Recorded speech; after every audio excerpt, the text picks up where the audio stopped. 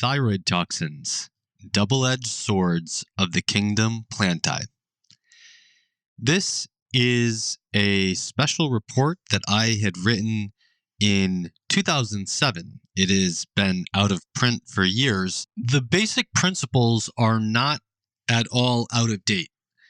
Some things that might be out of date are the state of the human evidence. So, for example, at the time that I wrote this was around the first incredibly small trial that was done with broccoli sprouts, and many more have been done since then. There is probably additional epidemiology on cruciferous vegetables that it would be worth updating. I'm going to guess that some of the other toxins that are just described in here probably don't have a lot of updated science on it. But in terms of the mechanisms and the effects of processing and the interactions between the thyroid toxins and other components of the diet, I think none of these things are out of date, and this information is very much worth knowing in 2022. There are some cases where the mechanisms, the principles of the mechanisms involved have been substantially updated, and I interject my comments when that's the case. So, for example, the ways that hormesis works, we know a lot about that we've learned since 2007, and I interject comments where I feel it's necessary to make an update. This report, in both text and audio, is reserved for CMJ MasterPass members. But for today, and today only, this audio, as well as the report, are for free. So what you're listening to now is best listened to today because it will be gone tomorrow. And if you are a free subscriber to my Substack, then you should have gotten in your email today the one-day access to the thyroid toxins report. If you are a MasterPass member, you have permanent access to the thyroid toxins report. If you subscribe to my Substack, even as a free member today at chrismasterjohnphd.substack.com, you will get emailed to you in the welcome email one-day access to the thyroid toxins report. And now, the abstract. Plants produce many toxic substances to defend themselves from insects and other herbivores. These chemicals are also toxic to humans. Small amounts of plant toxins, however, may actually promote human health through the principle of hormesis. That is, the principle that chronic exposure to low doses of toxins helps keep our defenses revved up and ready to handle the assaults of more formidable toxins. We must therefore rely on human epidemiological evidence and experimentation using whole foods rather than experiments with isolated chemicals in test tubes or isolated cells before we conclude whether a food is dangerous or healthful. Such research has indicated several classes of foods may exert a toxic effect on the thyroid gland and thyroid hormone metabolism in humans. We call these foods goitrogenic, and we call the chemicals responsible for this effect goitrogens. Goitrogenic foods include soy, millet, cruciferous vegetables, cassava, lima beans, flax seeds, almonds, and fruit seeds of the rosacea family. The goitrogens in soy and millet are flavonoids. The goitrogens in cruciferous vegetables are isothiocyanates, which their precursors, glucosinolates, generate when we chew the plants in its raw state or when our intestinal bacteria digest them, whether cooked or raw. The goitrogens in the other foods are called cyanogenic glycosides. Cooking and fermenting do not destroy millet or soy flavonoids. In fact, they make these foods more goitrogenic. Millet goitrogens are present in both the bran and the endosperm. Although the bran is more goitrogenic than the endosperm, traditionally prepared millet that is dehulled and thus has its bran removed, fermented and cooked into a porridge, is exactly the type of millet that is associated with goiter in human populations. Microwaving crucifers reduces the average isothiocyanate yield to 1/2. Steaming them reduces this yield to 1/3. Boiling them for a half hour and dumping out the water almost entirely eliminates this yield. The effect of microwaving and steaming is dependent on the individual's intestinal flora and is unreliable. Inter-individual variation in the release of goitrogens from crucifers cooked in this way varies fourfold. The effect of boiling leaches goitrogens into the cooking water and also destroys them. This is a more reliable way to avoid the goitrogens. Fermentation makes crucifers more goitrogenic. The most effective way of removing cyanogenic glycosides is by crushing tubers and leaching them in running water for several days, and by blanching and boiling the leaves. Dietary iodine is able to overcome the effect of cyanogenic glycosides, moderate amounts of crucifers, and is probably able to overcome the effect of soy flavonoids. Dietary iodine is not able to overcome large amounts of crucifers or any amount of millet. Millet flavonoids may be more dangerous than the others because they not only interfere with the production of thyroid hormone, but they also appear to interfere with some of the homeostatic mechanisms by which our body compensates for the hypothyroid state. Now, I will interject here. This is me in 2022 to say that there are millets on the market in the United States and perhaps elsewhere in the world that are a particular type of millet called proso millet, which is mainly manufactured for birdseed, but nevertheless winds up in food products, that is not goitrogenic. But the goitrogenic millet is pearl millet, which is the most commonly type of millet consumed in the world.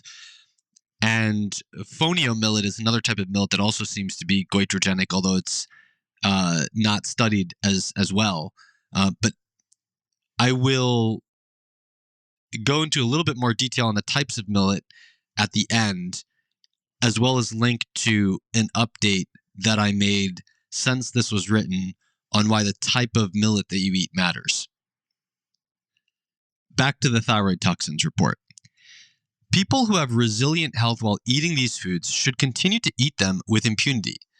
However, people who have thyroid problems or other problems associated with iodine deficiency or cyanide exposure should consider experimenting with the following dietary restrictions.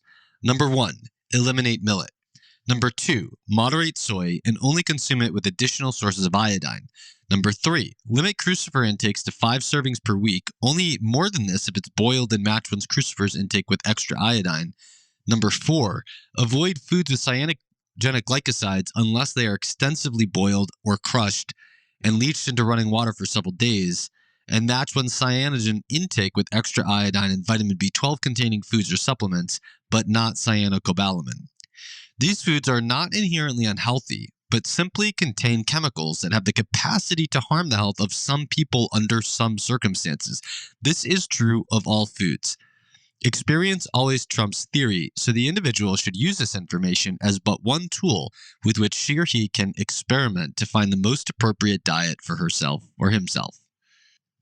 All right, that's the overview or the summary. Now we move on to the main text. The line that divides nutrients from toxins is often thin and equivocal.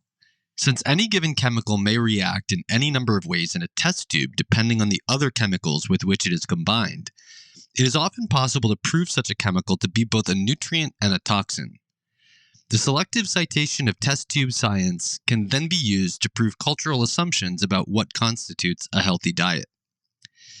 A 1996 paper published in the journal Cancer Biomarkers and Prevention, reviewing the epidemiological evidence associating the consumption of brassica vegetables with the risk of cancer, began with the following words: "The consumption of vegetables and fruits has always been seen as health promoting." End quote. The authors provided no citation for this assertion. They likewise neither stated specifically by whom vegetables and fruits have always been seen this way, nor defined exactly what length of time they meant the word always to constitute. Nutritional science often begins with this assumption as a self-evident truth. The assumed conclusion, however, generates a question that scientific research must answer. Why are fruits and vegetables health-promoting? To answer this question, it is currently fashionable to dub any chemical that can absorb electrons from free radicals in a test tube an antioxidant nutrient, especially flavonoids or other polyphenols, without any regard to the biological functions of these chemicals. Though somewhat less pervasive, it is likewise popular to consider the glucosinolates found primarily in cruciferous vegetables to be nutrients because their byproducts are capable of killing cancer cells. Although widely denounced by the mainstream as quackery, many authors continue to promote cyanide-releasing substances found in plant foods.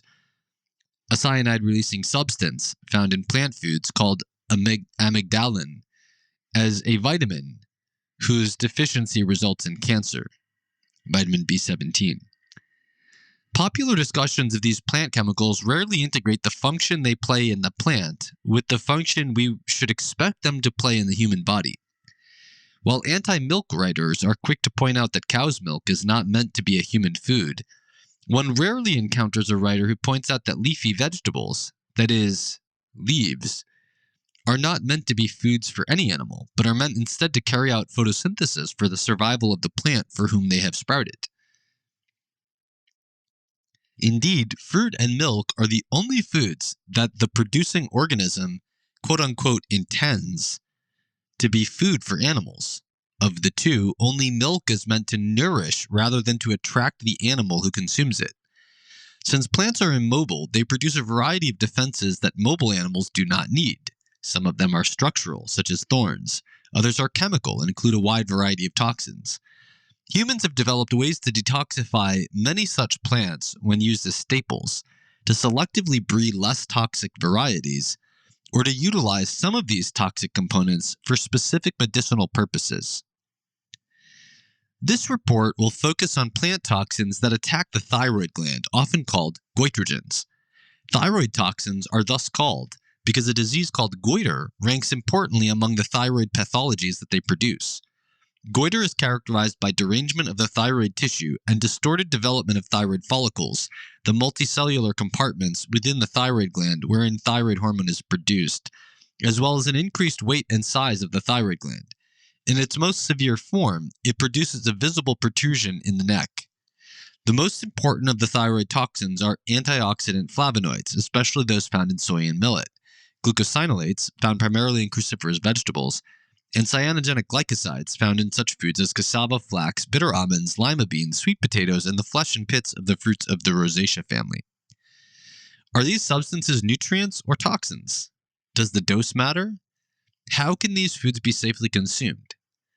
These questions will be answered below. Flavonoids, the toxic antioxidants. Flavonoids belong to a broader class of compounds called polyphenols. Polyphenols are the most abundant of the natural biologically active plant chemicals, often called phytochemicals. They contain two or more phenol groups per molecule, a phenol group being the alcohol form of a benzene ring. Advanced plants as well as mosses synthesize flavonoids. Among other groups of organisms, only a select handful of algae, fungi, and coral produce them. There are over 5,000 different flavonoids, and we are only beginning to obtain a general understanding of the many roles that they play within plants that synthesize them.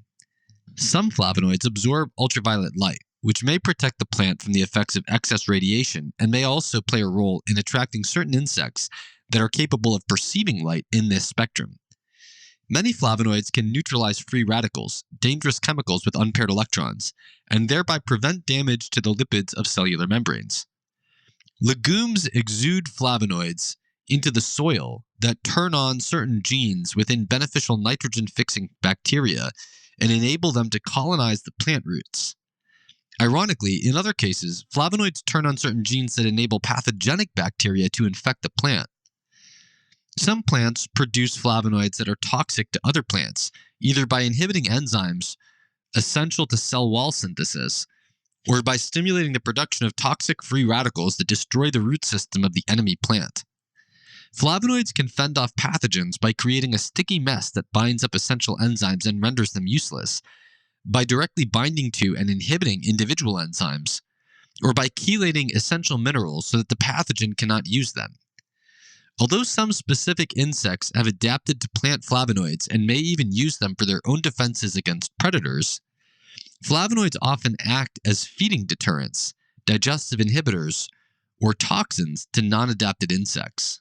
The ability of a food to act as an antioxidant within a test tube system fully detached from any living organism varies more than 1,000-fold. The foods with the highest antioxidant capacity are generally the foods with the highest amount of polyphenols. Blueberries and black raspberries, both rich in polyphenols and high in antioxidant capacity, retard or reverse age-related neurological dysfunction and reduce the ability of carcinogenic chemicals to produce cancer in laboratory animals.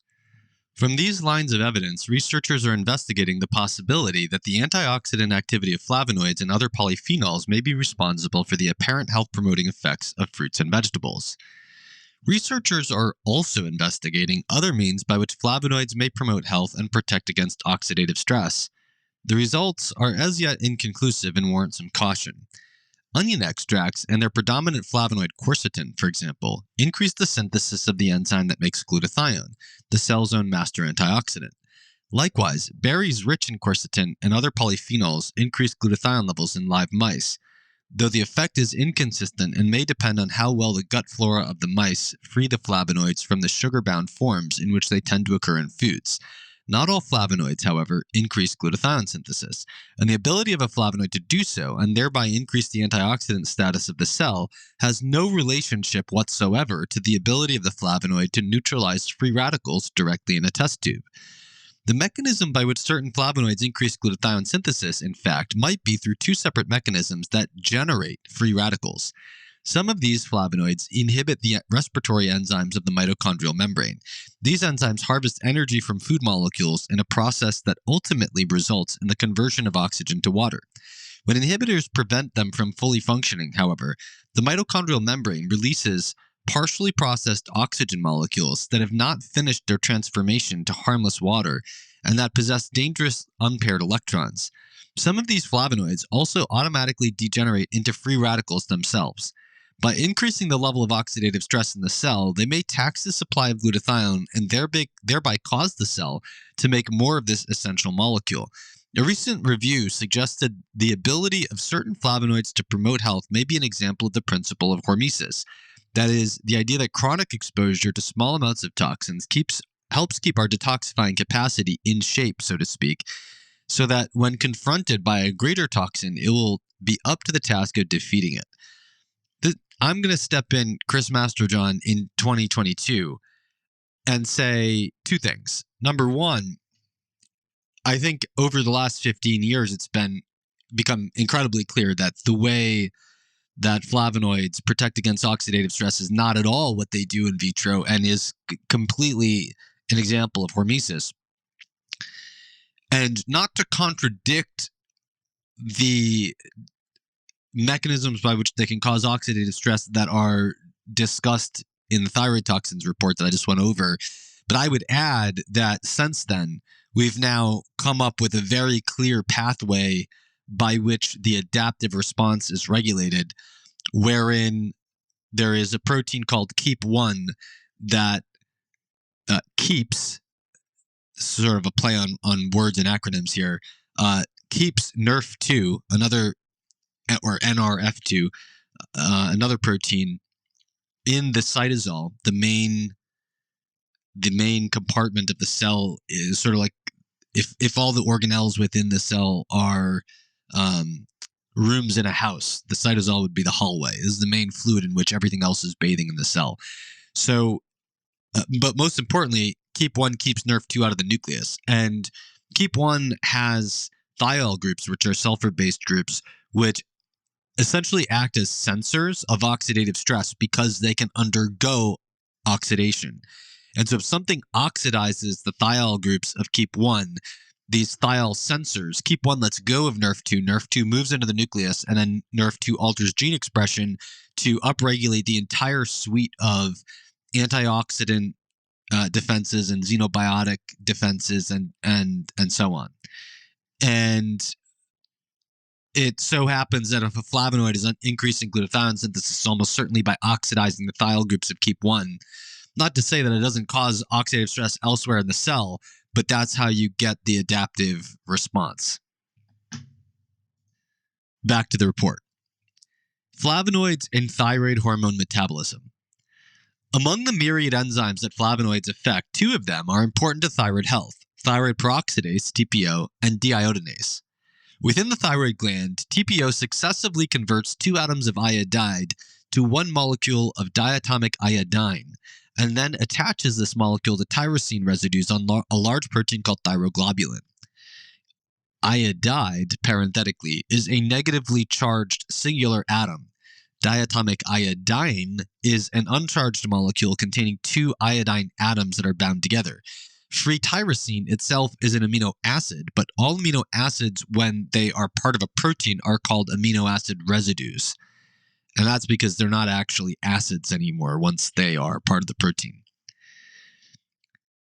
TPO, the thyroid peroxidase enzyme, then takes these residues, the tyrosine residues, each containing either one or two molecules of iodine attached, once this process has been completed, and pairs them up with each other.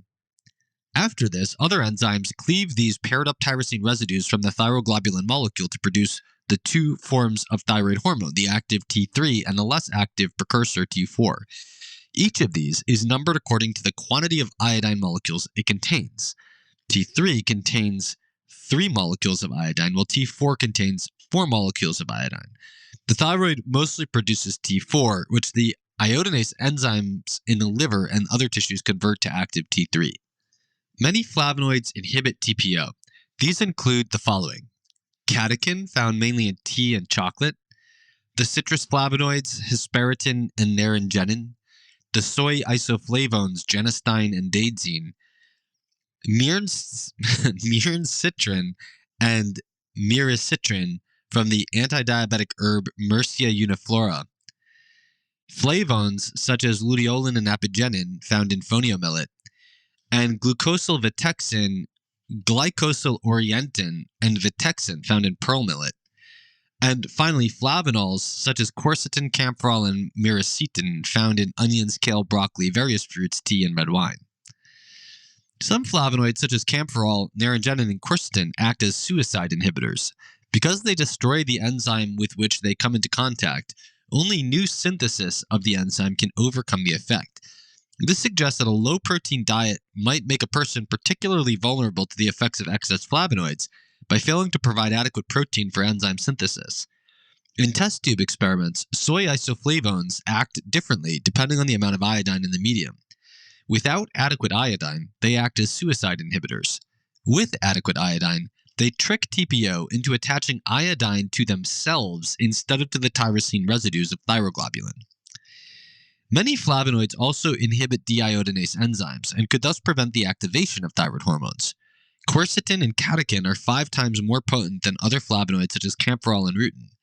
Even quercetin and catechin, however, can only inhibit deiodinase when present at 10 to 15 times the concentration at which they inhibit TPO.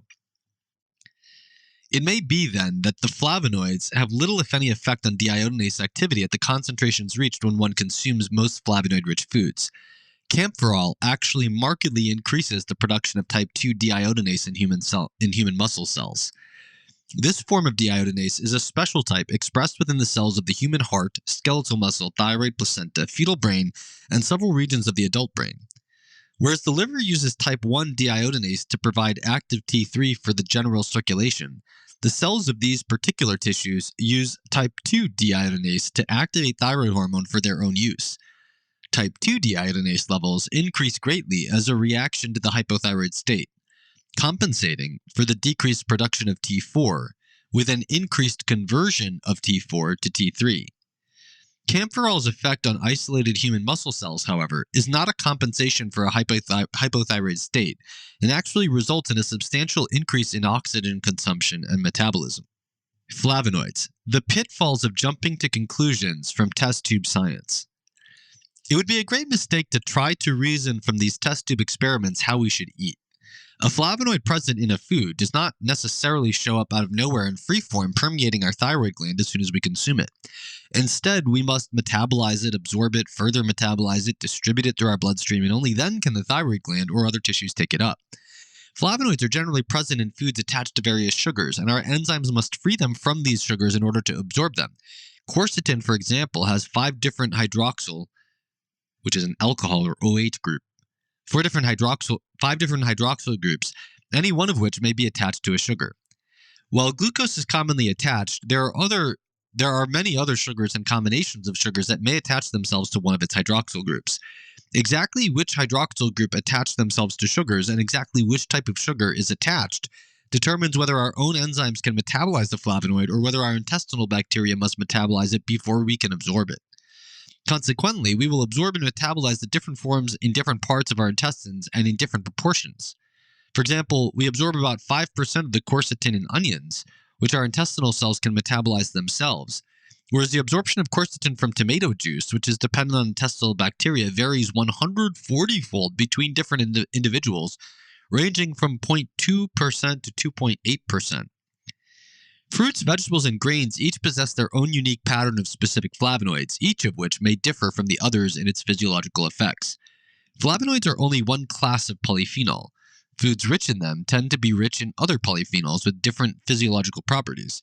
Furthermore, because of the different complexes the flavonoids and other polyphenols may form and the different ways in which these foods are prepared, the absorption of these chemicals from different foods will vary widely. Finally, if the principle of hormesis is correct and flavonoids confer benefits by acting as low-dose toxins, a toxic effect demonstrated in a test tube or a cell cannot tell us whether this toxic effect will benefit or cripple the health of the living organism who eats the food. Depending on the type, amount, and bioavailability of flavonoids in each food, then, some flavonoid-rich foods may be very good for us, and others may present a danger to our health. Scientists have thus far shown two flavonoid-rich foods to harm the thyroid gland: soy and millet. We have only sparse information about the goitrogenic effect of soy. By contrast, we have substantial information about the goitrogenic effect of millet, a grain that is the singular staple of many poor rural populations of Sudan, India, Pakistan, and Africa, thus posing a significant threat to the health of those who do not have access to a great diversity of other foods. Soy isoflavones, thyroid toxins. Isoflavones are a particular class of flavonoid found in red clover, alfalfa, peas, soy, and other legumes.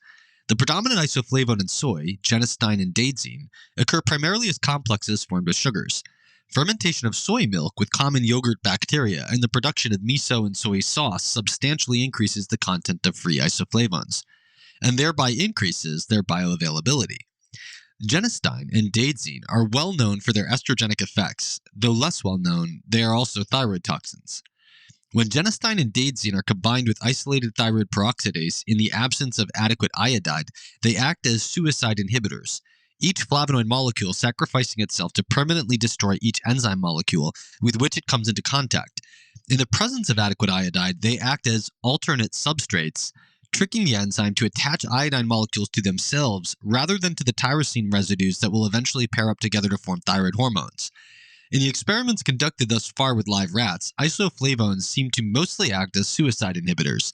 Rats consuming isolated genistein in amounts producing blood levels matching those of human infants on soy formula suffer 80% loss of TPO activity. Rats consuming a 5-fold lower amount, producing blood levels matching those of a typical adult on a soy-rich Asian diet, suffer 60% loss of TPO activity. Even rats consuming a 100-fold lower amount suffer a 40% loss in TPO activity. Rats consuming standard lab chow containing 5% soy exhibit 50% lower TPO activity than rats consuming a special soy-free diet. And there is little difference between the effects of sugar-bound genistein from whole soy and those of purified genistein. Rats consuming iodine-deficient diets composed of 30% soy develop thyroid cancer. Paradoxically, however, despite the massive inhibition of the TPO enzyme, neither rats consuming 5% soy diets nor those consuming 20% soy diets exhibit any signs of goiter or other thyroid pathology. Before we take comfort in this, though, we should consider the human evidence. Physicians have reported numerous cases where an infant's fed soy formula developed goiter that resolved after switching the infant to a cow milk formula or commencing iodine supplementation. Teenagers with autoimmune thyroid disease were not any more or less likely to have been breastfed during infancy than their healthy counterparts, but were 2.5 times more likely to have consumed soy formula during their infancy than their healthy siblings or than healthy teenagers who were not related to them. A recent 2007, examined the effect of soy on adult thyroid function in 14 human trials. One of the two authors, Mark Messina, sits on the scientific advisory board of Archer Daniels Midland Company and the United Soybean Board, and is a member of the United Soybean Board Speakers Bureau of Researchers. He founded the first peer-reviewed journal dedicated to vegetarian nutrition, co-authored the book The Simple Soybean in Your Health, and has given over 300 presentations on the health benefits of soy foods. Most of the trials examined in this review used isolated soy protein with varying concentrations of isoflavones. The researchers were not looking for effects on the thyroid as the main endpoint. Consequently, they tended to look only at a few cursory measures of thyroid function, such as thyroid-stimulating hormone, TSH, T4, or T3. The majority of these studies did not show any changes in these parameters, and those that did showed relatively small effects. But what does this tell us? Goitrogens tend to increase TSH, but this increase is only transient.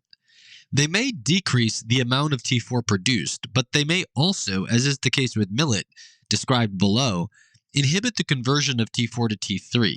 Thus, T4 might increase, decrease, or stay the same in response to a goitrogen. As described previously, production of type 2 deiodinase enzymes increases in a hypothyroid state.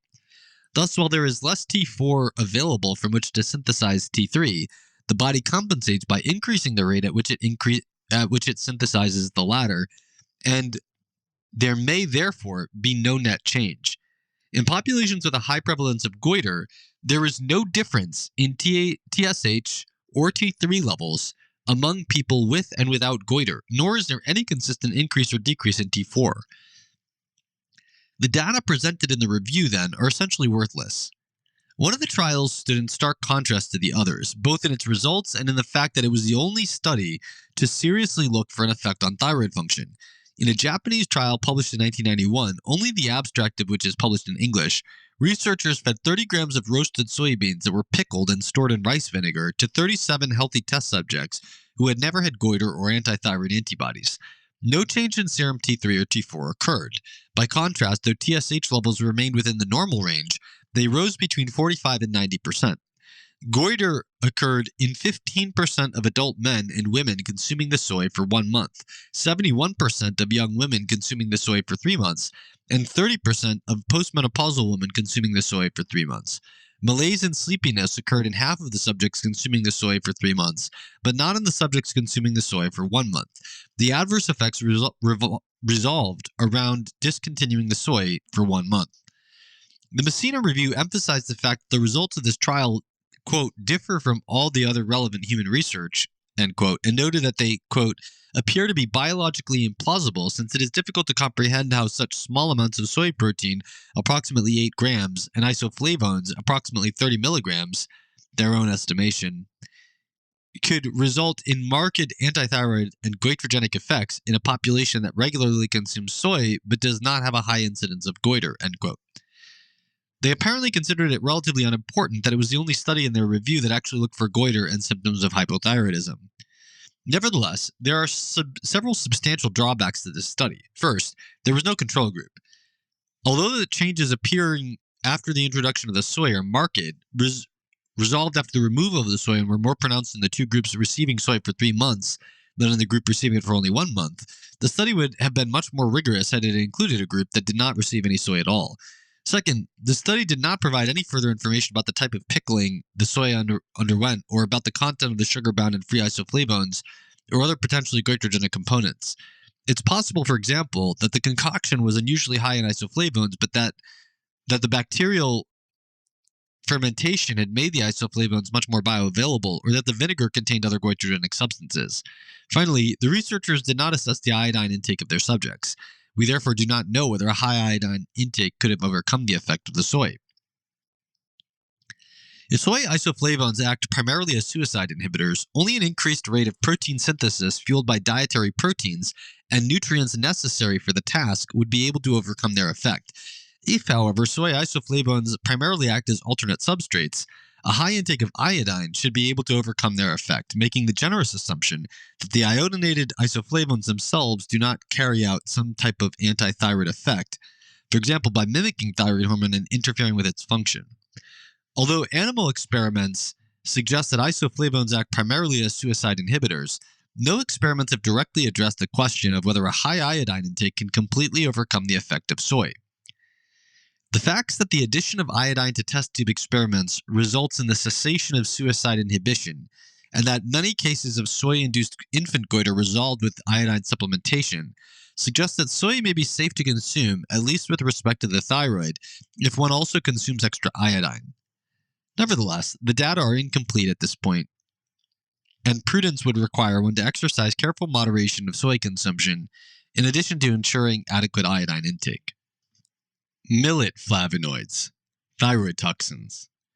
In contrast to soy, where the specificity of the available information is seriously lacking, we can confidently indict pearl millet, especially its flavonoids, as thyroid toxins whose actions cannot be overcome by either a high iodine intake or traditional fermentation and processing.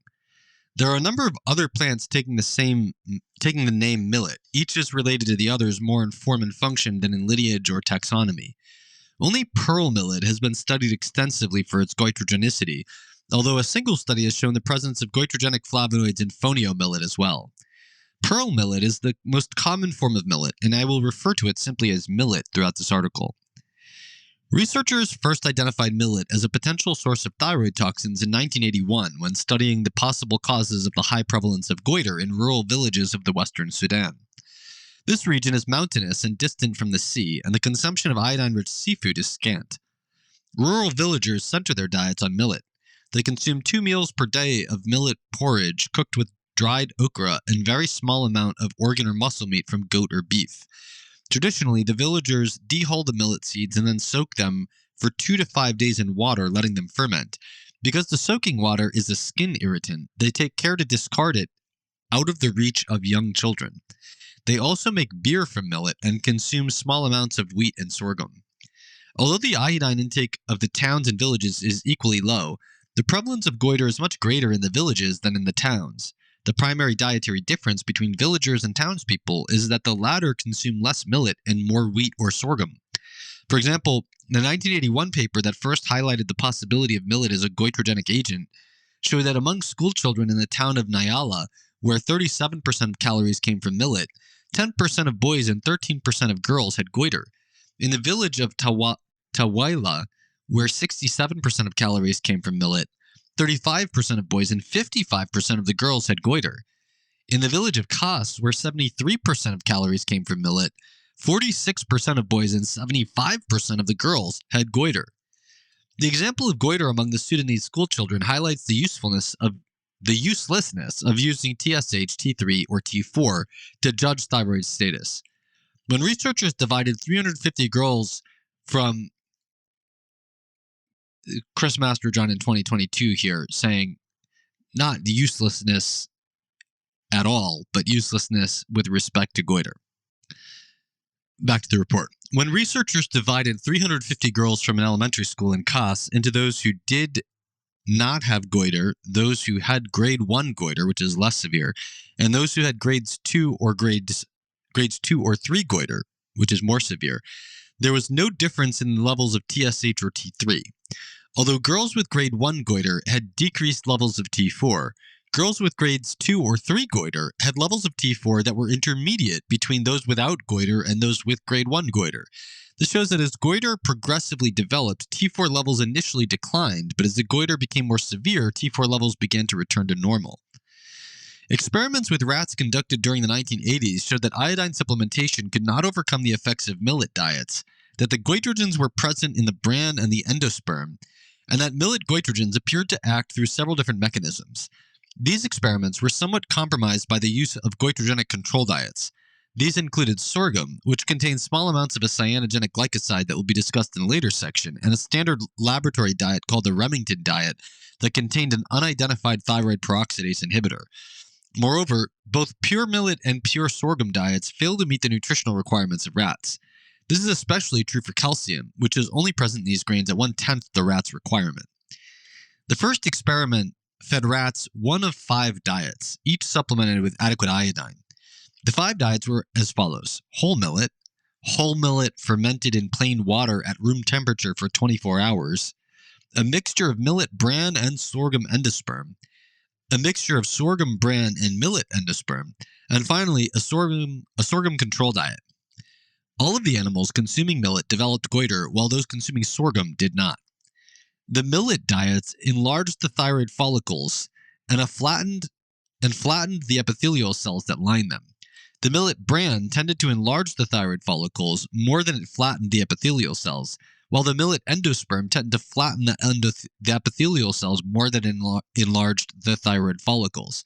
The serum levels of T4 increased while those of T3 decreased. The 24-hour soaking did not change the toxic nature of the millet. Iodine deficiency goiter is another animal. In iodine deficiency, the level of T4 decreases because there is insufficient iodine for the thyroid to produce the normal amount. The level of T3, however, increases for several possible reasons.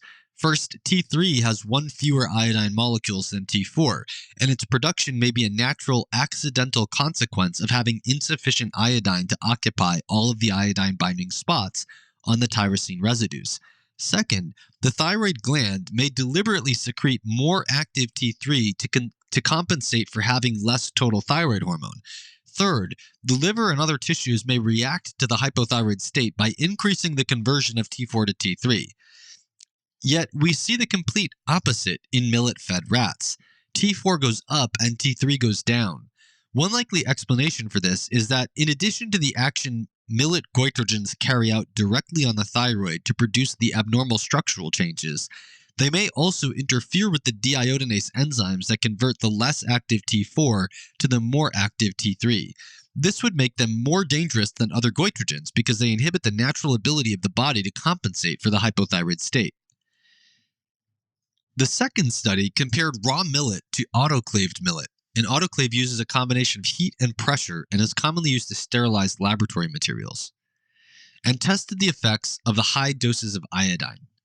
Like the first study, it used sorghum as the control diet. The iodine-supplemented rats consumed drinking water spiked with iodine at a concentration of 30 parts per million. Although they did not record how much water the rats drank, a human would obtain 28 milligrams of iodine by drinking 4 glasses of this water per day, and 56 milligrams of iodine from drinking 8 ounces per day. For comparison, the United States Dietary Reference Intake, or DRI, for iodine is 150 micrograms for adults who are not pregnant or lactating. 1 microgram is but 1,000th of a milligram. The millet had the same effects on thyroid hormones as it did in the first experiment. T4 went up and T3 went down. Likewise, it caused the same structural derangement of the thyroid tissue. Autoclaving the millet did nothing to remedy the goiter and may have even made the millet more toxic. The only effect of the huge dose of iodine was to cause a further increase in T4 without any normalization of T3. This provided further evidence that the millet goitrogens were inhibiting the conversion of T4 to T3. The two experiments taken together also showed that neither normal nor high intakes of iodine can overcome the goitrogenic effect of millet. Both experiments showed unrelated adverse effects of the diets. The rats on both sorghum and millet diets failed to grow as rapidly as they should have, and had abnormally enlarged parathyroid glands. The authors suggested that the adverse effects on growth were caused by insufficient protein and energy, and that the adverse effects on the parathyroid gland were caused by severe calcium deficiency. Two papers, one published in 1989 and the other in 1995, identified a class of flavonoids in pearl millet called C-glycosyl flavones as at least one of the goitrogenic factors in millet. Pearl millet primarily contains glucosylvitexin, glucosyl-orientin, and vitexin. The 1989 paper showed that these flavonoids exist in both the bran and the endosperm, but exist at higher concentrations in the bran. As the millet is progressively dehulled, the flour made from the remaining seeds contains lower and lower amounts of C-glycosyl flavones. In live rats, only the 2 outermost bran fractions produced an increase in thyroid weight compared to the control rats. Surprisingly, this fraction actually increased iodine uptake into the thyroid gland, contrary to the action of many other types of goitrogens, although it decreased the incorporation of iodine into the thyroglobulin and the pairing iodinated tyrosine residues to form T3 and T4.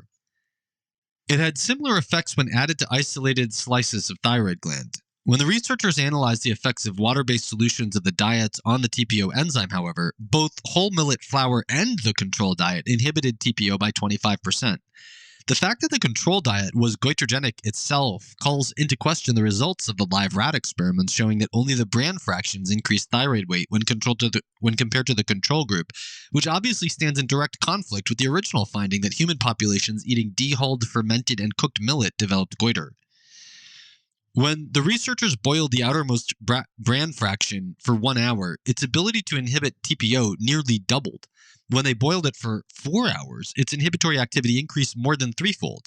When they let the 4-hour boiled millet stand at room temperature for 7 days, its inhibitory activity increased sixfold over the raw millet. The most likely explanation for this is that boiling breaks down the bonds between the flavonoids and the sugars that bind them.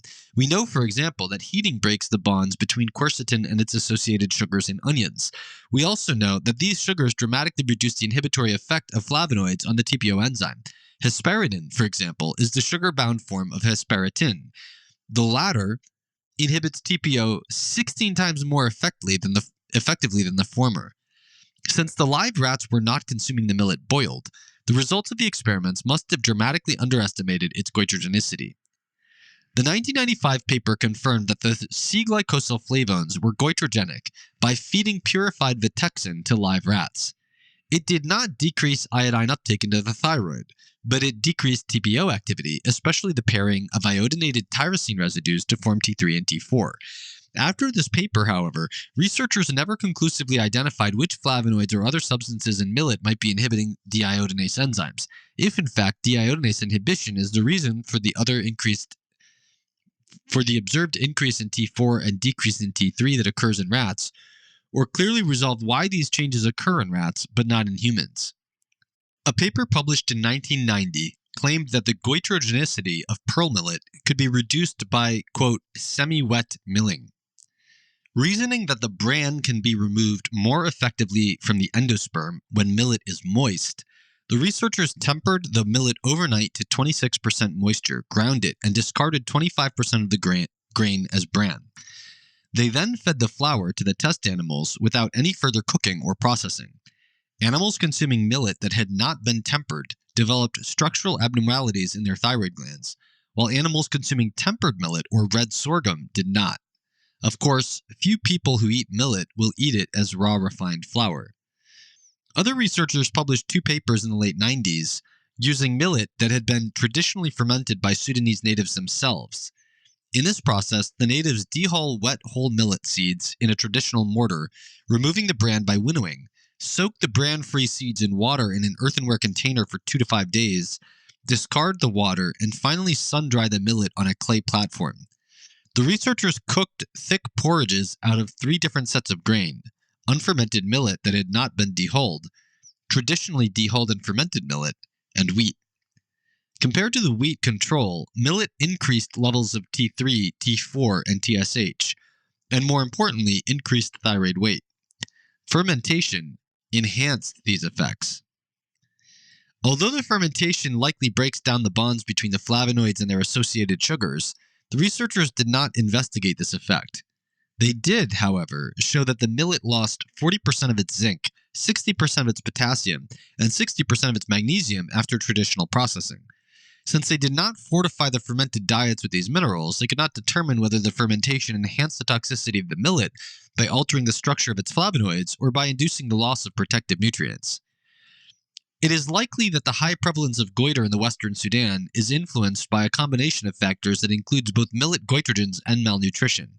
Nevertheless, the flavonoids from millet clearly exhibit independent toxicity to the thyroid gland that cannot be overcome by dietary iodine or by traditional methods of processing, such as wet dehulling and fermentation.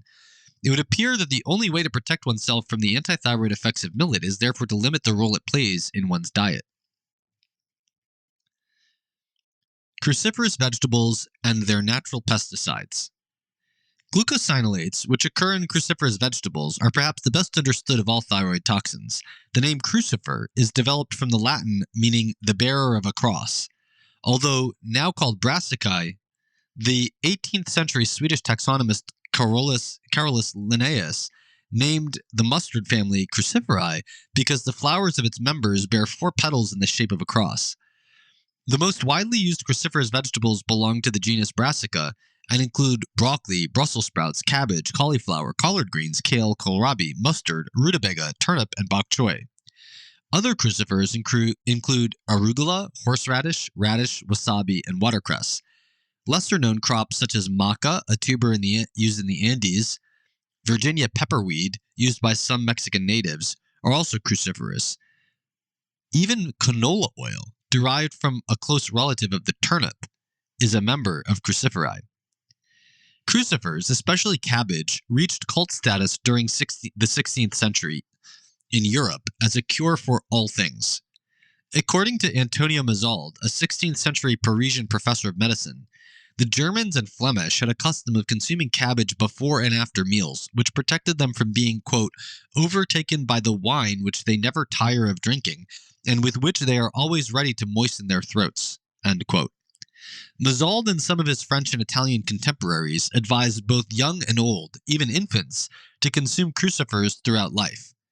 Cabbage, according to these writings, could cure all things. The internal use of cabbage, especially mixed with wine, would cure a swollen spleen, pain of the heart, liver, lungs, or any other internal organ, venomous snake bites, and ulcers. Warm cabbage juice mixed with wine and dripped into the ears would cure hardness of hearing, while if it were mixed with fenugreek flour and applied as a plaster to the joints, it would cure gout. Inhaled in its pure state, cabbage juice purged the brain. Applied to the natural parts of women, quote unquote, it provoked menstruation.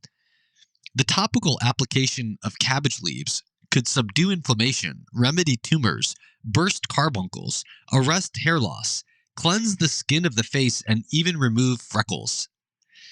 Other 16th century writers considered the turnip a remedy for parasites and an antidote to snake venom. Mustard soothed the kidneys, and its seeds cured toothaches. Horseradish root mixed with white wine and bitter apple, heated and then dripped into the ears, eliminated buzzing sounds. If the same... I wonder if you could hear after that if it was too hot. If the same mixture were drunk with mead, according to these writings, it could cure jaundice. In 1929, researchers from Johns Hopkins University tempered the unbridled enthusiasm for crucifers that had characterized previous centuries of medical thought when they produced goiter in rabbits by feeding them cabbage. Cabbage and other crucifers contain chemicals called glucosinolates that they use primarily as a defense against insects. These chemicals contain glucose, sulfur, and cyanide combined into a single molecule. Glucosinolates are not actually goitrogenic themselves, but are precursors to the active goitrogens and to other toxins. They are accompanied by the enzyme myrosinase, a type of beta-glucosidase within the plant. The myrosinase, however, is segregated from the glucosinolate in a separate compartment. When insects attack the plant or when humans chew it in its raw state, the enzyme breaks free from its compartment and breaks apart the glucosinolates into glucose and another one of three molecules, isothiocyanates, indoles, or nitriles.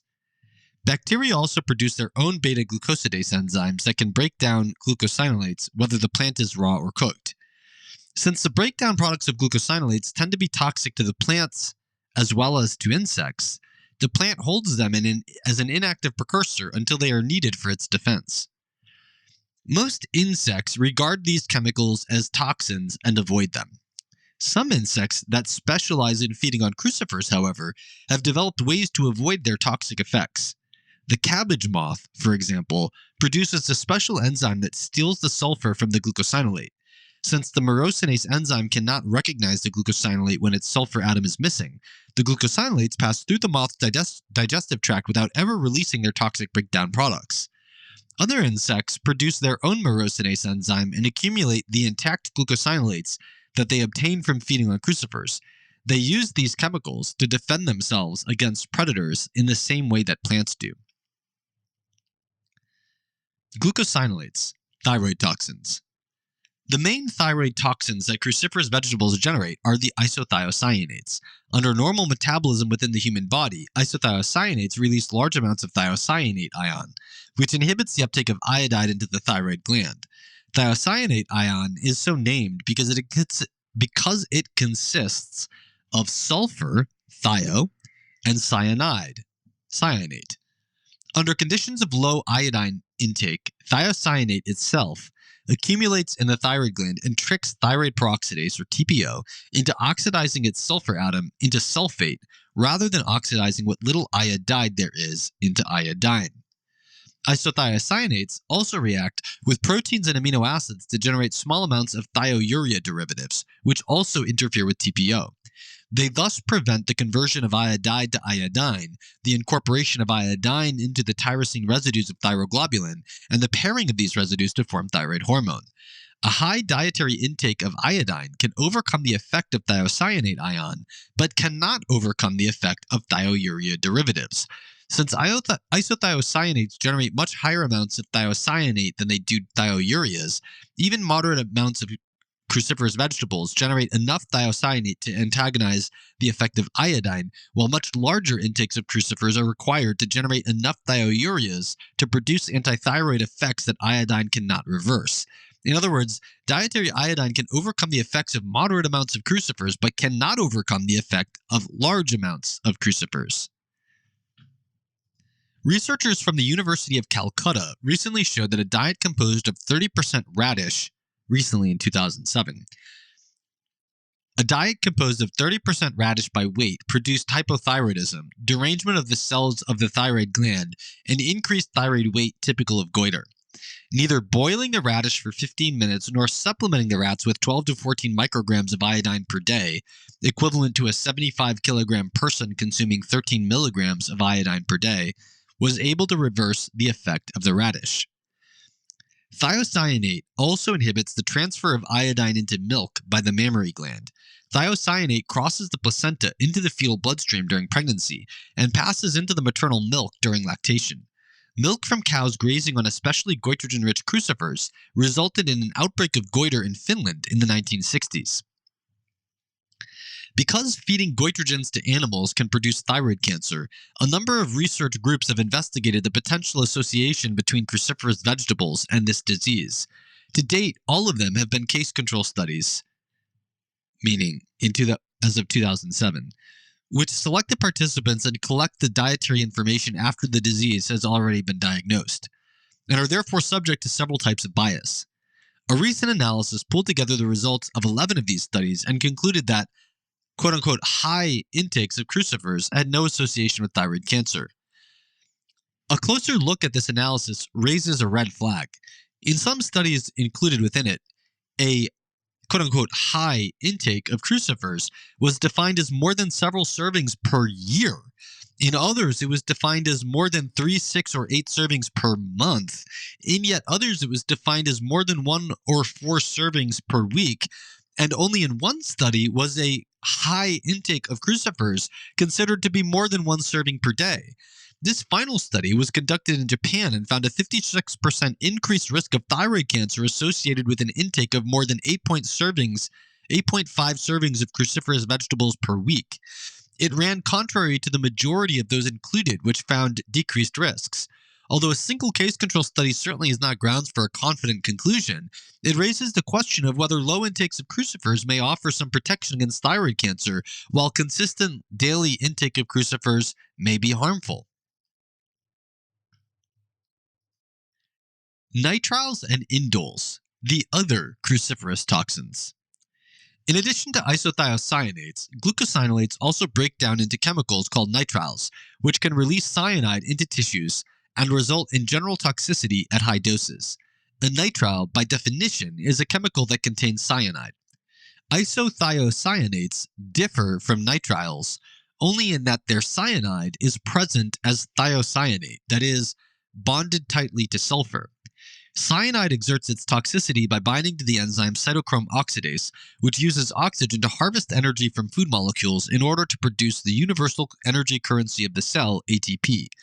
In the presence of cyanide, ATP production is compromised and the entire functioning of the cell falls apart. Because one way we detoxify cyanide is to convert it to thiocyanate, nitriles and isothiocyanates are both goitrogenic. The prospect of cyanide toxicity, however, is unique to nitriles. A 2004 study conducted in Japan suggested that massive doses of nitriles that are impossible to obtain from food would be required in order to result in toxicity. This study judged toxicity using behavioral endpoints such as restlessness. A Dutch study conducted in 1991, however, had already shown that toxicity can result with levels of nitriles easily achieved by feeding Brussels sprouts. 10% of the diet as Brussels sprouts by dry weight produced decreased food intake, growth depression, and increased kidney weight and impaired kidney function in rats.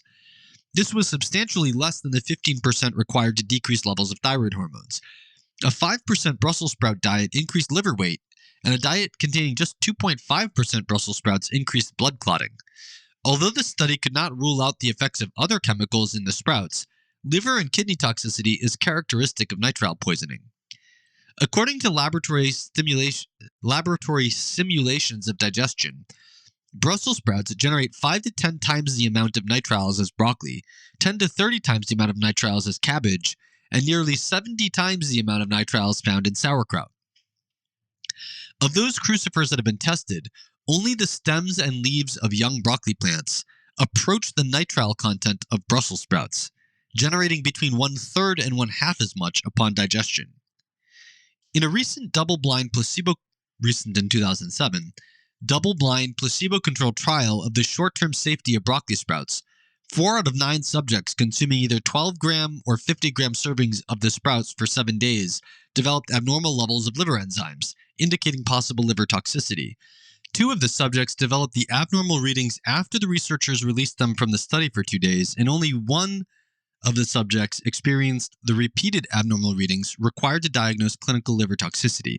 Although the researchers could therefore not attribute any clear and consistent toxicity to the sprouts, the fact that none of the 3 placebo subjects developed abnormal levels of liver enzymes suggested a causal relationship. Broccoli sprouts are 10 to 100 times as rich as broccoli in glucosinolates, the chemicals that release nitriles upon digestion. Chris Masterjohn in 2022 here, I would step in to say that certainly, there are larger studies of broccoli sprouts available, and I do not know how examining them would alter the conclusions here. So this is one paragraph that's definitely out of date. Back in 2007, I had gone on to say, prudent observers may wish to wait for the completion of long-term safety studies before offering themselves as guinea pigs for this newfangled food. Note to self, look at the more recent trials. Back to the report. Like nitriles, indoles also inhibit ATP production. Indoles accomplish this by generating 3,3-diindolyl methane, DIM, within the acidic environment of the stomach. This chemical inhibits the enzyme ATP synthase, which uses the energy harvested by cytochrome oxidase to synthesize ATP. There is no scientific evidence, however, suggesting that one can consume toxic amounts of indoles from food. Glucosinolates and processing. The plant enzyme myrosinase, a type of beta-glucosidase, and various bacterial beta-glucosidase enzymes can all break down glucosinolates into isothiocyanates, indoles, and nitriles. Plant myrosinase comes into contact with the glucosinolates when we chew the food, while bacterial beta-glucosidase comes into contact with them during fermentation or once the food reaches our intestinal flora. In a neutral or mildly acidic environment, the glucosinolates will break down into either isothiocyanates or indoles. Most glucosinolates in the food we eat yield the former, while a minority yields the latter. Under more acidic conditions, however, a greater proportion of glucosinolates break down into nitriles. In addition to myrosinase, the plant also contains a protein called epithiospecifier protein, or ESP, that encourages the formation of nitriles rather than isothiocyanates. Mild heat that brings the internal temperature of the vegetable to 50 degrees Celsius destroys ESP. Thus, light cooking substantially reduces the yield of nitriles and increases the yield of isothiocyanates. Bringing the internal temperature of the vegetable to between 90 and 100 Celsius completely destroys the enzyme myrosinase. Therefore, glucosinolates cannot be broken down through chewing once the vegetable is fully cooked. However, intestinal bacteria such as lactobacilli, bifidobacteria, and bacteroides can break down glucosinolates into isothiocyanates, indoles, and nitriles, as well as other chemicals called amines once they pass into the small intestine and colon. A cruciferous vegetable that is fully cooked in a microwave yields, on average, 1/2 the amount of isothiocyanates that the raw vegetable would yield. One that is fully cooked by steaming yields, on average, 1/3 the amount of isothiocyanates as the raw vegetable would yield. Since intestinal bacteria are widely variable, however, there is a fourfold variation between individuals. No studies have yet quantified what proportion of the glucosinolates from microwaved or steamed vegetables yield other byproducts in humans such as indoles and nitriles. In contrast to steaming, boiling actually eliminates the glucosinolates themselves. Boiling not only leaches glucosinolates into the cooking water, but can also raise the internal temperature of the vegetable up to 110 degrees Celsius, at which point the thermal degradation of glucosinolates begins. Boiling cabbage for just 5 minutes results in 35% loss of glucosinolates. Thereafter, each additional 5 minutes results in another 5 to 10% loss. By 30 minutes of boiling, 87% of the glucosinolates are eliminated. At 5 minutes, fully 77% of the glucosinolate loss is accounted for by their leaching into the cooking water. At 30 minutes, however, only 25% of the loss can be accounted for in this way. Thus, if one is discarding the water, a half hour of boiling eliminates nearly 90% of the glucosinolates, while if one is retaining the water as in a soup, a half hour of boiling eliminates about 65% of the glucosinolates. Extended boiling is therefore the only way to avoid exposure to isothiocyanates, indoles, and nitriles. Fermentation of sauerkraut for 3 to 5 days fully converts the glucosinolates into isothiocyanates and nitriles. Very little indole is found in sauerkraut. Fermentation for 2 weeks or longer fully converts the isothiocyanates into thiocyanate ion. Regardless of the length of time, fermentation reduces the amount of nitriles formed to half of what would be expected. Since sauerkraut is used as a condiment, it provides important nutrients, enzymes, and bacteria, and only a small amount of goitrogens. It is important to note, however, that while the use of sauerkraut as a condiment may be health-promoting, eating an excess of it could be harmful. Cyanogenic glycosides, the natural pesticides of many plants. Over 2,500 plant species produce substances toxic to the thyroid called cyanogenic glycosides. The most important food source of these compounds are cassava, from which tapioca is derived, also known as manioc and yucca, lima beans, sorghum sprouts, flax, the seeds of apples and pears, and the leaves, fruit, and seeds of black cherries, almonds, plums, peaches, and apricots. The characteristic bitter taste of these foods results from the cyanogenic glycosides. The relative bitterness of the part of the plant or the particular variety of the species can therefore be used as a judge of its cyanogen content. Cyanogenic glycosides are very similar to glucosinolates. They contain both glucose and cyanide. Unlike glucosinolates, however, they do not contain sulfur. Consequently, beta-glucosidases can only cleave them into nitriles and cannot cleave them into isothiocyanates. Plants containing cyanogenic glycosides also contain a beta-glucosidase enzyme. They keep the glycoside and the enzyme in separate compartments so that the toxic nitriles are only released when pests attack the plant. Plants also contain a second enzyme, alpha-hydroxynitrile lyase, which hastens the release of hydrogen cyanide from the nitrile. The enzyme, however, is not necessary for this reaction to occur. While it may increase the rate of the reaction also occurs spontaneously. Once freed from the nitrile, hydrogen cyanide releases the toxic cyanide ion into a water-based solution such as our blood or the fluid that permeates our cells. Plants use cyanogenic glycosides as natural pesticides. Cassava, for example, uses them to protect itself from the cassava root borer. To most insects, they act as feeding deterrents. Only when scientists deprive these insects of other food do the insects willingly feed on cyanogen-rich plants. A number of insects, however, specialize in eating these plants and have adapted to doing so in numerous ways. Centipedes, millipedes, and some insects such as beetles, true bugs, butterflies, and moths even use cyanogenic glycosides for their own defense. Certain species among the true bugs, butterflies, and moths accumulate cyanogenic glycosides that they obtain from the plants on which they feed and then use them to deter their predators. A number of species among the centipedes, millipedes, and beetles synthesize their own versions of these toxins.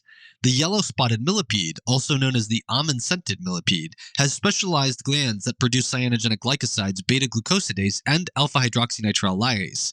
Just like a cyanogenic plant, it segregates these components into their own compartments so that they will not release toxic cyanide until the moment a predator attacks the millipede. The 5-spot burnet moth, by contrast, circulates its glycosides and enzymes together within its primitive form of blood called hemolymph. Its beta-glucosidase, however, is a special type that is completely inactive in the mild acidity of the hemolymph. The strong acidity of a predator's stomach activates the enzyme, immediately causing the release of the toxic cyanide.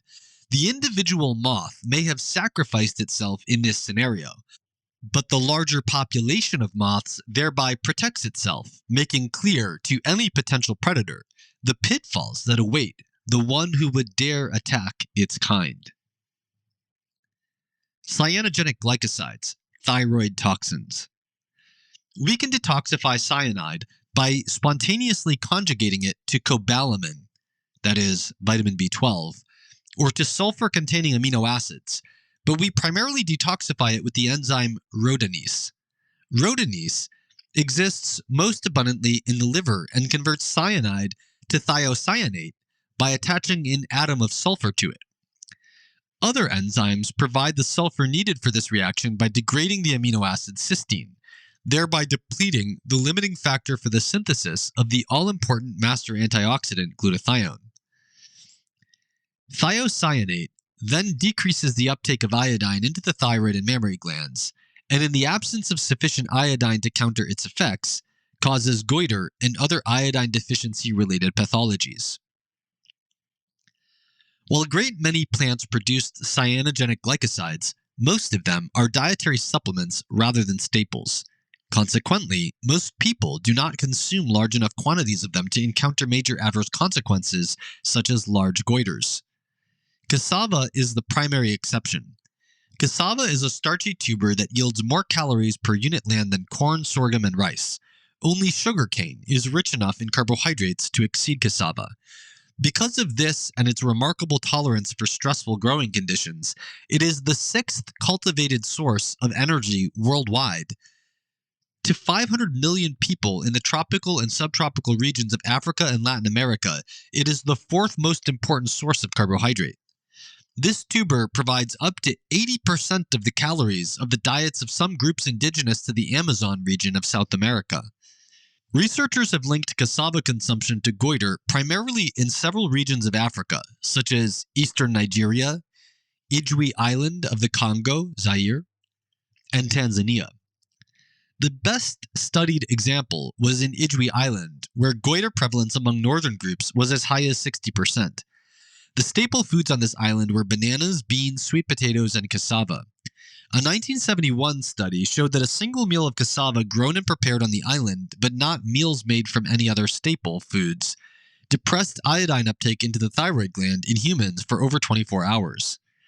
Iodine supplementation alone was able to bring about a rapid reduction in the prevalence of goiter. Subsequent studies suggested that the balance between dietary iodine and dietary thiocyanate was the prevailing factor in the development of thyroid disorders. One group estimated that if the iodine to thiocyanate ratio was above 7, the population would be free of thyroid disorders. If the ratio reached as low as 3, goiter would be endemic. If the ratio sank below 2, goiter prevalence would become extreme, and cretinism, a child disorder of retarded mental and physical growth, would also become endemic. Not all groups that consume cassava develop goiter.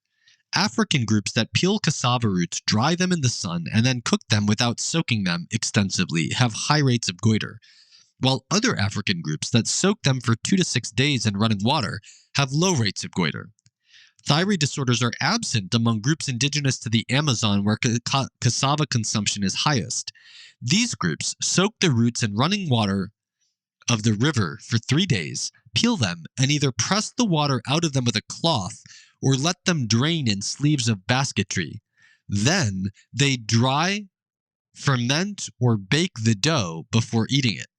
This process can bring the potential cyanide content of bitter cassava down from 320 to 1,120 micrograms of cyanide per gram to 0 to 50 micrograms of cyanide per gram.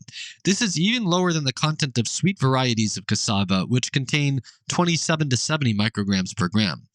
While cassava constitutes up to 80% of their diet, the Amazonian natives also consume large amounts of wild fish and game. These foods supply cysteine to replenish that which is used up in detoxifying the cyanide to thiocyanate, vitamin B12 to detoxify the cyanide by an alternative reaction that does not generate thiocyanate, and iodine to counteract the goitrogenic effect of the thiocyanate. The 20 milligrams per day of cyanide they consume from detoxified cassava generates a substantial rise in blood levels of thiocyanate. But the protective effect of the wild fish and game in their diet appears to allow them to consume this amount of cyanide with impunity. Cyanide toxicity from cyanogenic glycosides. Like the nitriles released from glucosinolates and crucifers, those released from cyanogenic glycosides can produce cyanide toxicity. Our body only produces goitrogenic thiocyanate once it successfully detoxifies cyanide by adding a sulfur atom to it. Cyanide that has not been detoxified in this way is much more dangerous. One case report describes fatal cyanide poisoning in 3 aged cows that fed on bird cherries. The cows developed anorexia, weakness, stupor, a rapid and arrhythmic heartbeat, and died within 10 hours of the onset of clinical examination. High blood cyanide concentration and characteristic damage to liver cells confirmed cyanide poisoning. Similar results were shown experimentally with another cyanogenic relative, Prunus seloi.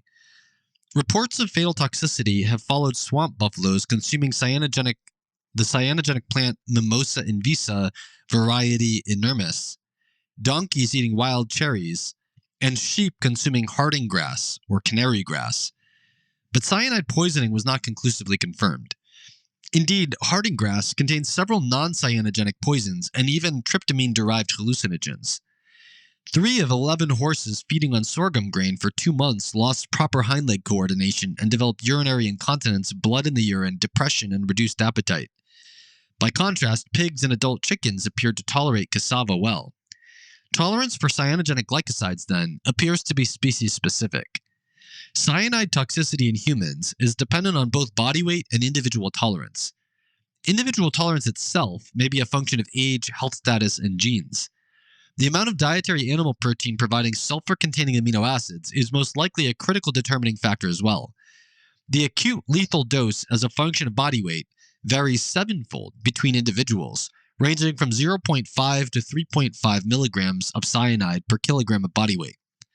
The consumption of 60 bitter almonds, which contain an average of 6.2 milligrams of potential cyanide per almond, has led to 1 reported fatality.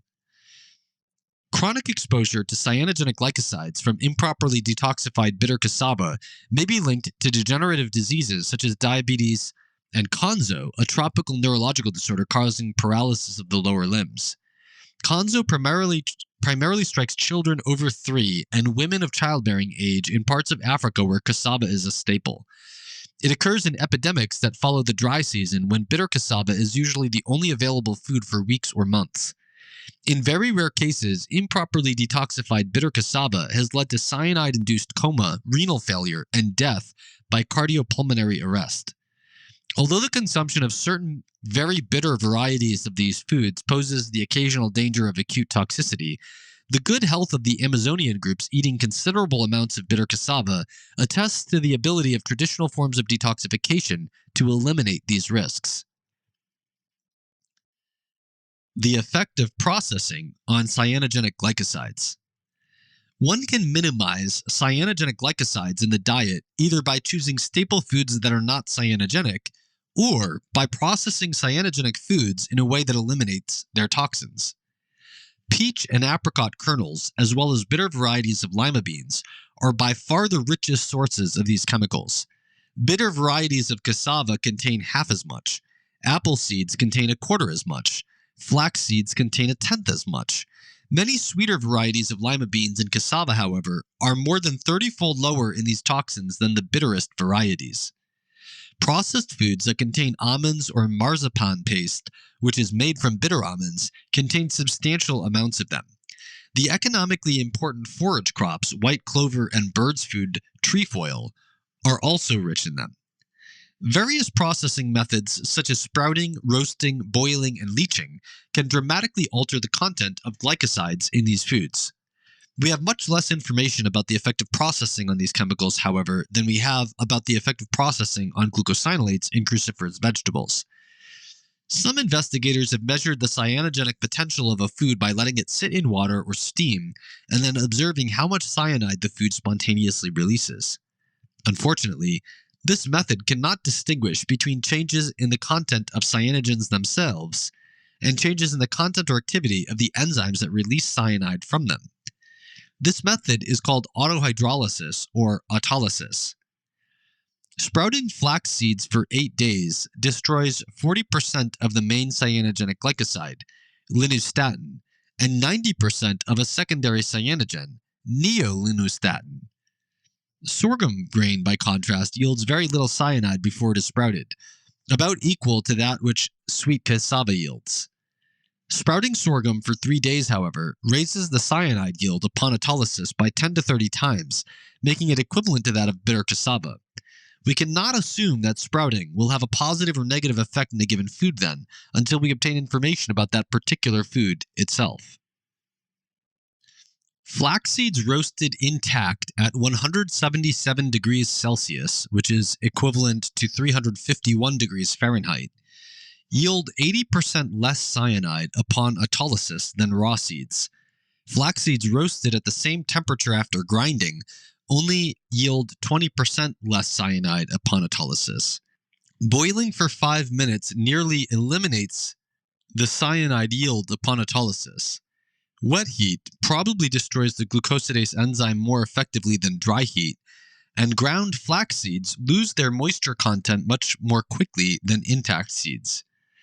Since intestinal bacteria produce beta-glucosidase, these data may not be a reliable guide to how these processes affect the yield of cyanide upon digestion within a living organism. Traditional preparation of cassava leaves involves blanching them for 10 minutes, boiling them and then quickly transferring them to cold water, mashing them, and then further boiling them, sticking them in a stew? No. And then further boiling them for 20 to 80 minutes. Groups that detoxify the leaves in this way and extensively leach the roots as described earlier, which eliminates most of the potential cyanide, have a low incidence of goiter. Most people use foods containing cyanogenic glycosides as mere supplements to the diet. It stands to reason that foods such as flax seeds, almonds, cherries, and other fruits in the Rosacea family are safe for most people to eat in small quantities without extensively processing them. Since the ability to detoxify cyanide varies sevenfold, however, and since we detoxify it by various different mechanisms, only one of which produces goitrogenic thiocyanate, individuals who have thyroid problems or any chronic illnesses that might result from cyanide exposure should experiment with limiting these foods even as supplements. Toxins or nutrients. Flavonoids often act as antioxidants, and the byproducts of glucosinolates and cyanogenic glycosides are often toxic to cancer cells. Yet these chemicals are also toxic to the thyroid gland. Should we therefore view them as nutrients or toxins? Vitamins act as essential regulators of gene transcription or cofactors for essential enzymes. Likewise, essential minerals either compose the structure of important tissues, such as the calcium and phosphorus in bone, or act as cofactors for enzymes like many of the vitamins, or they act as signals. Flavonoids, glucosinolates, and cyanogenic glycosides, by contrast, inhibit enzymes necessary to the function of the cell. To the extent these chemicals do indeed provide benefits to health, it is most likely by the principle of hormesis. That is, the principle that low doses of toxins serve to keep the body's detoxifying machinery revved up, ready to handle any assault that a greater toxin may wage against it. Consuming foods rich in these compounds, then, may have health benefits, but the compounds themselves are not nutrients. Because of the great complexity of the different flavonoids, each of which has its own physiological action, we cannot brand all flavonoid-rich foods as either beneficial or harmful, although glucosinolates and cyanogenic glycosides all have in common their main toxic components, thiocyanate and cyanide. They also contain organic molecules that separate themselves from these toxins and may carry out unique physiological effects. We therefore must take individual foods on an individual basis. In some cases, we have experimental evidence that berries, for example, prevent cancer or neurological degeneration.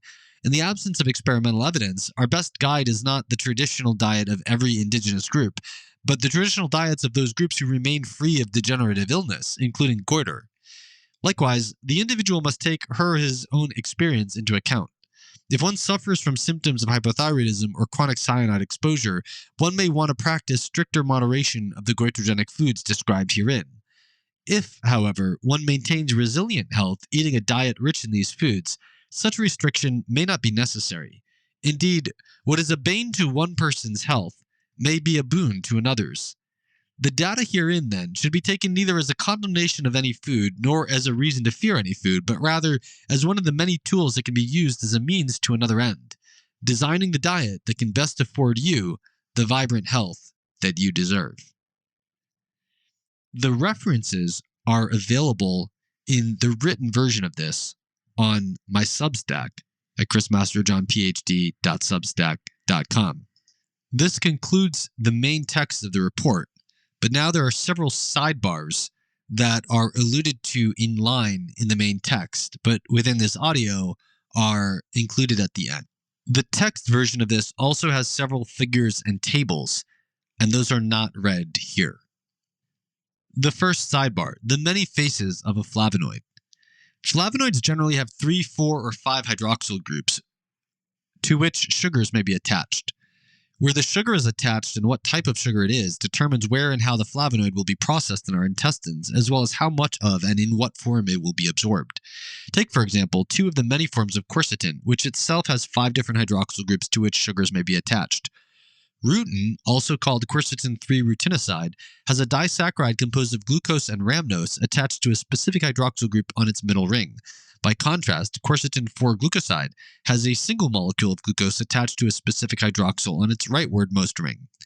This latter form can be processed and absorbed in the small intestine. 2 different enzymes can achieve this, either the one that our intestinal border secretes into the open space where food is digested, called lactase fluorizin hydrolase, so named for its ability to free sugars from the flavonoid fluorizin found in the bark of fruit trees and its common attachment to the enzyme lactase, or the one made within the cells lining our intestinal tract called cytosolic beta-glucosidase. 6 human volunteers consuming 270 grams of onions fried for several minutes in margarine absorbed 4.7% of the quercetin, present primarily as quercetin-4 glucoside, and a closely related quercetin-3,4 diglucoside.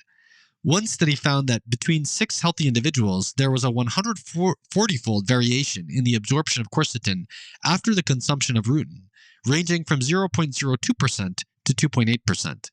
This one example shows that even when looking at the same flavonoid, quercetin, the mere amount in the food tells us very little about the amount that will make its way through our body where it will carry out a physiological effect. Sidebar 2. Does autoclaving aggravate or ameliorate the goitrogenicity of millet? In the second study examining the goitrogenic effects of millet in rats, published in 1983, the researchers fed rats both raw millet and millet that had been autoclaved at 15 pounds of pressure per square inch for 20 minutes. Autoclaving the millet eliminated the changes in hormone levels, but did nothing to prevent the structural changes within the thyroid gland. This could be interpreted in 3 different ways. First, it could suggest that one of 2 different types of goitrogens was responsible for each change, that autoclaving destroyed one type while leaving the other intact. Second, it could suggest that there was only one type of goitrogen, and autoclaving destroyed just enough of it to ameliorate the effect on hormone levels, but not enough to ameliorate the effect on thyroid tissue. Third, the autoclaving may have activated the goitrogens and made the millet more toxic, and the normalization of hormone levels was a result of a more severe toxic state. There are 2 reasons why the third interpretation is the most plausible. In hindsight, we know that the primary goitrogenic agents in millet are flavonoids, and flavonoids are not destroyed by heat. Although the temperature that the autoclave would have reached, 121 degrees Celsius or 250 degrees Fahrenheit, is greater than the boiling temperature that would be reached when cooking the millet into a porridge, flavonoids withstand much higher temperatures, 180 degrees Celsius or 356 degrees Fahrenheit, for much longer periods of time. These high temperatures will not destroy onion flavonoids, for example, even after 60 minutes. They do, however, substantially break down the sugars that are attached to them, possibly making them more bioavailable, and in the case of millet, more goitrogenic. Most importantly, the goiter that prevails in populations consuming large amounts of millet is not accompanied by abnormal T3 levels. Although T4 levels go down when the goiter begins, they normalize as it becomes more severe. There is better reason, then, to think that normalization of hormone levels actually reflects a hastening of the goitrogenic process, making it even more similar to that which occurs in humans who eat millet. Since millet-induced goiter in humans initially depresses T4 rather than increasing it, as occurs in rats, however, we cannot draw any firm conclusion. Sinolates, the precursors to goitrogens and the plant's natural pesticides, varies with the plant's age, its environment, and the agricultural practices with which it is grown. As a plant matures, its level of glucosinolates declines dramatically. The content of thiocyanate, a breakdown product of glucosinolates, is 5 times higher in the small young leaves of kale than in the fully formed mature leaves. The glucosinolate content of broccoli sprouts is 10 to 100 times that of mature broccoli. One study showed organic crops have 15 to 40% higher average levels of glucosinolates than conventional crops. Infections of seeds or plants by fungi, parasitic insects, or other pests can double the content of glucosinolates. Thank you, and stay healthy out there.